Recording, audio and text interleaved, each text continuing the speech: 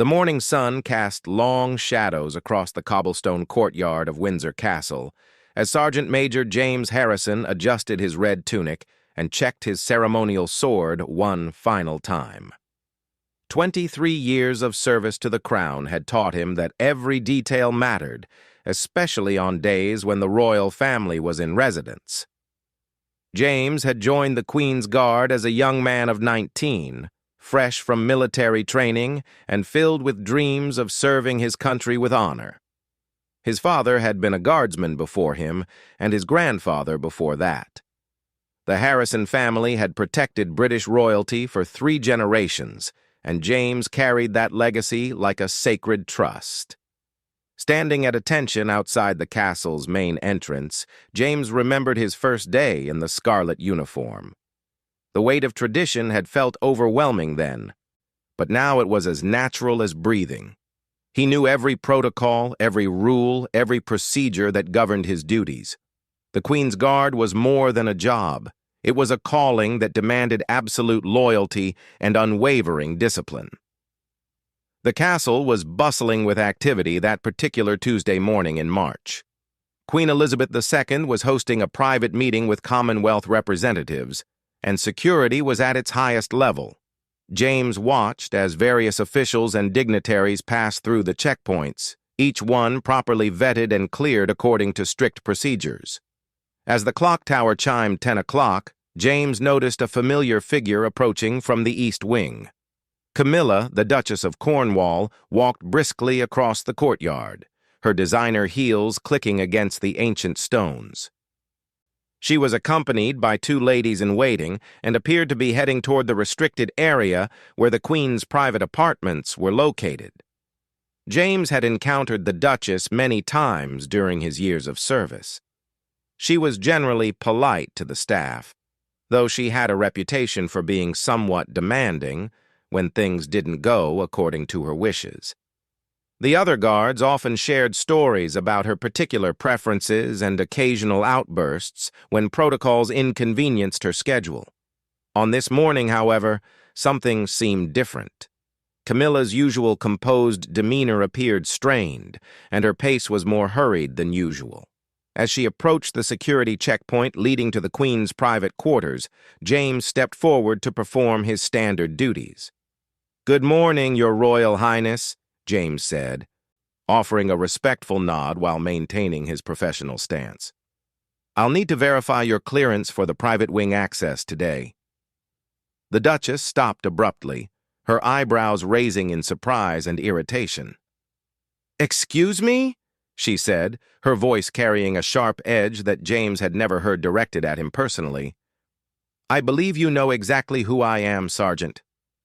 James remained calm, his training kicking in automatically. "Of course, Your Royal Highness. However, today's security protocols require additional verification for all access to the Queen's private quarters, regardless of status. I have my orders." The truth was more complex than James let on. Earlier that morning, he had received specific instructions from his commanding officer, Colonel Margaret Whitfield. There had been concerns about security breaches in recent weeks, and new temporary measures were in place. Even senior members of the royal family needed additional clearance on certain days, particularly when sensitive meetings were taking place. Camilla's face flushed with anger, and her voice rose slightly. "This is absolutely ridiculous. I have been part of this family for years, and I have never been subjected to such treatment. Stand aside immediately." The 2 ladies-in-waiting behind her shifted uncomfortably, clearly sensing the tension building in the situation. Other palace staff members who were passing through the area began to slow their pace, pretending to be occupied with their duties while actually listening to the unfolding confrontation. James felt his heart rate increase, but his voice remained steady and respectful. "Your Royal Highness, I understand your frustration, but I cannot allow access without proper clearance.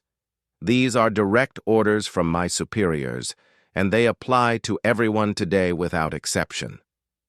What James didn't mention was the additional context he had been given during the morning briefing. Intelligence reports had suggested potential security concerns related to unauthorized access attempts in recent days. While no specific threats had been identified, the palace security team had decided to implement enhanced measures during high-level meetings. The Duchess took a step closer, her eyes blazing with indignation. "Young man, I am ordering you to step aside. I have urgent business with Her Majesty, and I will not be delayed by overzealous security theater." The word ordering hung in the air like a challenge. James knew that technically, as a member of the royal family, Camilla did hold a position of authority over him in the palace hierarchy. However, his primary duty was to the security protocols that protected the monarch, and those protocols were clear and non-negotiable. James had been in difficult situations before during his military career. He had served 2 tours in Afghanistan, where split-second decisions often meant the difference between life and death. He had learned to trust his training and follow orders, even when those orders were unpopular or inconvenient. "Your Royal Highness," James said, his voice carrying the quiet authority of a man who had faced genuine danger and survived, "I have the greatest respect for your position, but my orders come directly from the Queen's security detail. I cannot and will not disobey those orders, regardless of the circumstances." The ladies-in-waiting exchanged worried glances. They had witnessed Camilla's temper before, but they had never seen a guardsman refuse to back down when faced with royal displeasure. The situation was escalating beyond what anyone had expected. Camilla's anger seemed to intensify rather than diminish. "You are making a grave error in judgment, Sergeant. When Prince Charles hears about this incident, there will be serious consequences for your career. I suggest you reconsider your position while you still have the opportunity." The mention of Prince Charles sent a chill through James, but he held his ground. He knew that the prince had a reputation for supporting his wife, and crossing Camilla could indeed have serious repercussions for his future in the Guard. However, he also knew that abandoning his post or ignoring security protocols could have even more severe consequences. James thought about his family's legacy of service. His father had once told him that a guardsman's greatest honor was not in the ceremonies or the pomp, but in the moments when duty demanded personal sacrifice. This was clearly one of those moments. "Your Royal Highness," James replied, his military bearing unwavering. "I understand the potential consequences of my actions, but I cannot compromise the security of Her Majesty. If you would like to speak with my commanding officer about obtaining proper clearance, I would be happy to contact Colonel Whitfield for you." The offer seemed to inflame Camilla's anger even further. She was clearly not accustomed to being questioned or delayed, especially by someone she viewed as subordinate staff. The public nature of the confrontation, with other palace employees witnessing the exchange, likely made her feel that her authority was being undermined in front of others. "I will not be treated like some common visitor seeking an audience," Camilla declared, her voice now carrying across the courtyard. "You will step aside immediately, or I will have you removed from your position before the end of this day." James could feel the eyes of his fellow guardsmen on him from their various posts around the courtyard. He knew they were watching to see how he would handle this unprecedented situation. Some of them were probably grateful it was him facing this dilemma rather than them. The weight of tradition, duty, and personal consequence pressed down on James's shoulders like a physical force. He thought about his wife Sarah and their 2 young children at home. This job provided their livelihood and their future security. But he also thought about the oath he had taken when he first put on the uniform, an oath to protect and serve the crown above all other considerations. As the confrontation continued to unfold in the Windsor Castle courtyard, James Harrison stood at a crossroads that would define not only his career, but his character. The protocols were clear, his orders were explicit, and his duty was unwavering. But the consequences of his decision were becoming more serious with each passing moment. The ancient stones of Windsor Castle had witnessed many such moments throughout British history. times when ordinary individuals were forced to choose between personal safety and principle. James was about to discover which choice he would make and how that choice would change his life forever. The tension in the Windsor Castle courtyard had reached a breaking point. James Harrison maintained his position at the security checkpoint, while Camilla, the Duchess of Cornwall, stood before him with barely contained fury. The morning air seemed to crackle with the intensity of their standoff. James could see that word of the confrontation was spreading throughout the palace. Palace staff members who had no business in the area were suddenly finding reasons to walk past the courtyard. Windows in the upper floors showed the silhouettes of curious onlookers, and James knew that news of this incident would reach the highest levels of palace administration within minutes. "Sergeant Harrison," Camilla said, her voice now dangerously quiet, "I am going to give you one final opportunity to reconsider your position. Step aside and allow me to pass, or face the consequences of your insubordination." The use of his name surprised James. He hadn't realized that Camilla knew his identity, but it made sense that she would have been briefed on the senior members of the Queen's Guard. The personal nature of her address made the threat feel more immediate and real. James's mind raced through his options. He could step aside and claim that he had misunderstood his orders. Most people would probably understand such a decision. After all, who would want to face the wrath of a future queen? Alternatively, he could contact his superior officer and ask for clarification, which might defuse the situation while maintaining his professional integrity. However, James knew that both of those options represented compromises with his core duty. His orders had been explicit and unambiguous. Enhanced security measures were in place, and no exceptions were to be made without proper authorization. The fact that those orders might prove inconvenient or embarrassing for a member of the royal family didn't change his fundamental responsibility. "Your Royal Highness," James replied, drawing upon reserves of courage he wasn't sure he possessed, "I cannot compromise my oath or my orders. If you wish to proceed to the Queen's private quarters, you will need to obtain the proper clearance from Colonel Whitfield or another authorized officer." Camilla's reaction was swift and explosive. "This is absolutely intolerable. I have never been treated with such disrespect in my entire life. You are a disgrace to the uniform you wear, and I will personally ensure that you never work in royal service again." The words hit James like physical blows, but he forced himself to remain steady. He thought about his father's stories of difficult moments during his own service, times when doing the right thing had required personal sacrifice. His father had always emphasized that a guardsman's character was tested not during the easy times, but during the moments when duty conflicted with convenience. One of Camilla's ladies-in-waiting, a middle-aged woman named Lady Patricia Ashworth, stepped forward hesitantly. "Your Royal Highness," she said quietly, "perhaps we could contact Colonel Whitfield to resolve this matter quickly?" Camilla whirled around to face Lady Ashworth, her anger now extending to her own staff. "I will not be reduced to begging for permission to enter areas of my own home. This guard is clearly overstepping his authority, and I refuse to accommodate his inappropriate behavior." James noticed that a small crowd had begun to gather at the edges of the courtyard. Palace staff members were pretending to go about their normal duties while actually watching the unfolding drama. Some of them looked sympathetic to his position, while others appeared shocked that a mere guardsman would dare to challenge a member of the royal family.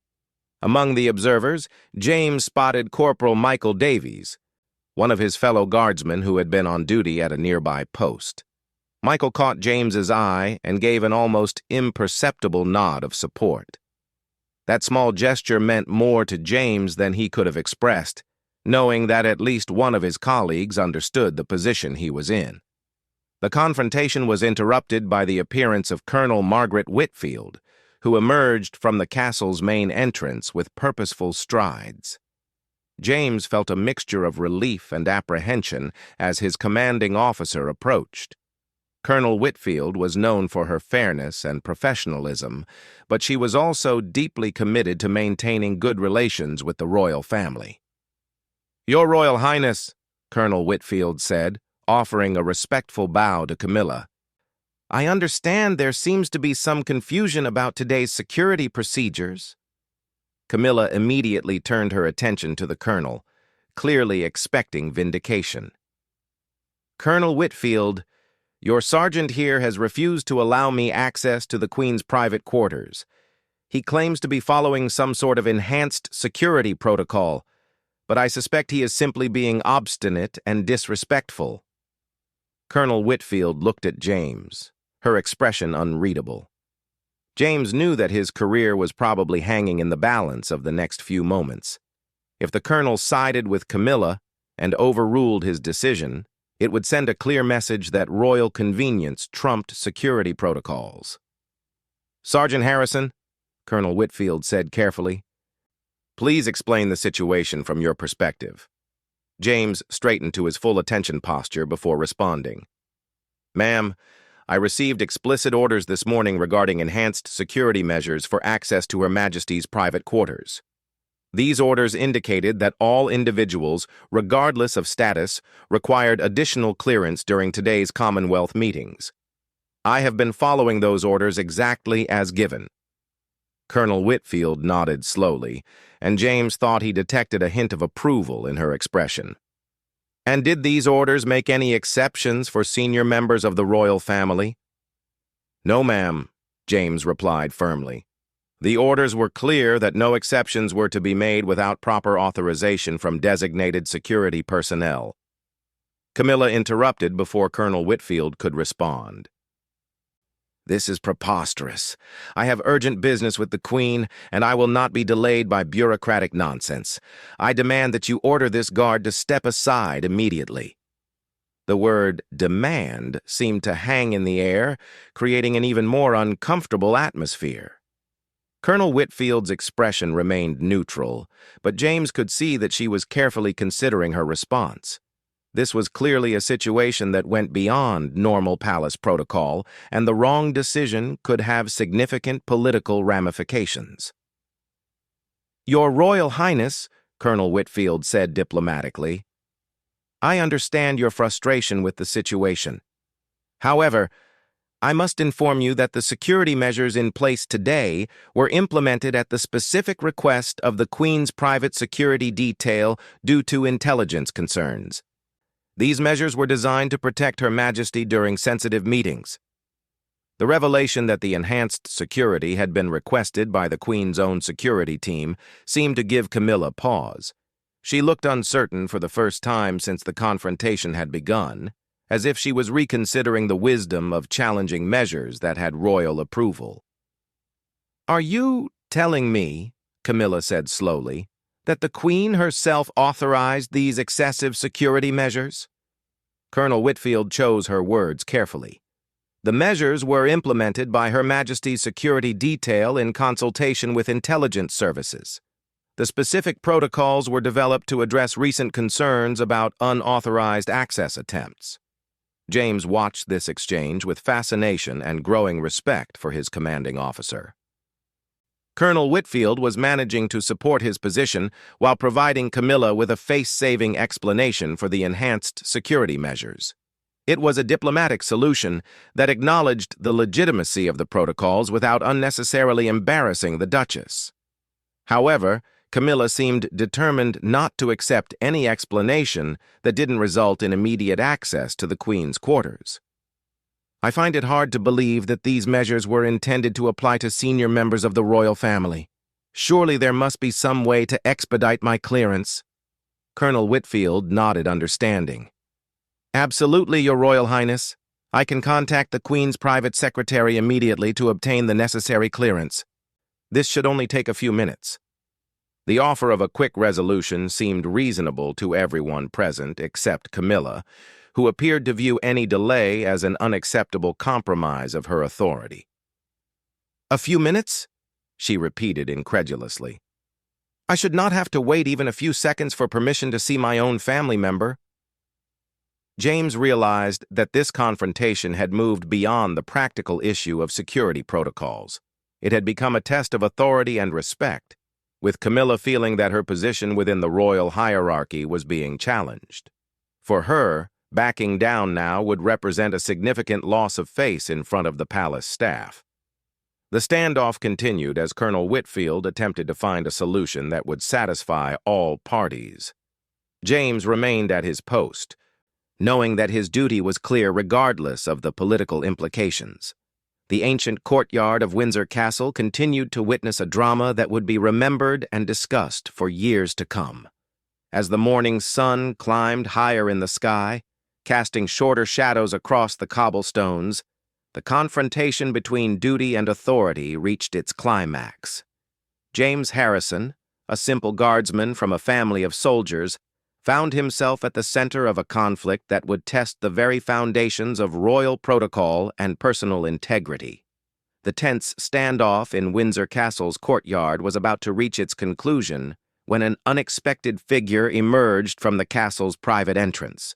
Her Majesty Queen Elizabeth II herself appeared, accompanied by her private secretary and 2 members of her personal security detail. James Harrison felt his heart skip a beat as he saw the monarch approaching. In 23 years of service, he had been in the Queen's presence numerous times, but always during formal ceremonies or planned events. Her unexpected appearance at the scene of his confrontation with Camilla was both thrilling and terrifying. The Queen walked with her characteristic measured pace, her expression giving nothing away about her thoughts on the situation unfolding before her. She was dressed in a simple but elegant blue dress suit, and her presence immediately commanded the attention of everyone in the courtyard. Camilla's demeanor changed instantly upon seeing the Queen. The anger and indignation that had dominated her expression moments before was replaced by surprise and what appeared to be some embarrassment. She had clearly not expected her confrontation with a guardsman to attract the personal attention of the monarch. "Your Majesty," Camilla said, offering a quick curtsy, "I was just attempting to visit you, but I've encountered some rather excessive security measures that seem unnecessary for family members." Queen Elizabeth II looked around the courtyard, taking in the scene with her sharp, observant eyes. She noticed the gathered palace staff, the tension in the air, and the way everyone seemed frozen in anticipation of her response to the situation. "Colonel Whitfield," the Queen said in her clear, authoritative voice, "I understand there has been some confusion about today's security arrangements." Colonel Whitfield stepped forward and bowed respectfully. "Yes, Your Majesty. We implemented enhanced security measures this morning as recommended by your security detail, and Sergeant Harrison has been following those protocols exactly as ordered." The Queen nodded and then looked directly at James. For a moment that felt like an eternity, the monarch studied the guardsmen who had been at the center of the controversy. James maintained his military posture, but he could feel the weight of her gaze and the significance of this moment. "Sergeant Harrison," the Queen said, "please explain your understanding of your duties this morning." James's voice was steady despite the extraordinary circumstances. "Your Majesty, I received orders to implement enhanced security measures for all access to your private quarters, with no exceptions to be made without proper authorization. I have been following those orders as given." The Queen listened carefully to his explanation, and James thought he detected a hint of approval in her expression. She then turned her attention back to Camilla, who was clearly uncomfortable with the way the situation had developed. "Camilla," the Queen said in a tone that was firm but not unkind, "these security measures were put in place for good reason. There have been concerns raised by intelligence services about potential security breaches, and we must take all necessary precautions during sensitive meetings." The revelation that intelligence services were involved seemed to deflate Camilla's arguments entirely. She looked around the courtyard as if seeing it clearly for the first time, perhaps realizing that her confrontation with James had been witnessed by dozens of palace staff members and that her behavior might not have reflected well on her position. I... I apologize, Your Majesty, Camilla said quietly. I was unaware of the specific security concerns. I simply wished to speak with you about an urgent matter. The Queen's expression softened slightly. Of course, my dear. However, these protocols exist to protect not just me, but all members of the family. Sergeant Harrison was doing exactly what he should have been doing. Those words hit James like a wave of relief and vindication. The Queen herself had endorsed his actions and confirmed that he had been correct to follow his orders despite the pressure to compromise. It was a moment he would remember for the rest of his life. Queen Elizabeth II then addressed the broader group that had gathered. I want everyone here to understand that security protocols are not suggestions or guidelines to be interpreted based on convenience. They are absolute requirements that must be followed by everyone, without exception. The message was clear, and directed not just at Camilla, but at anyone who might be tempted to use their position to circumvent security measures.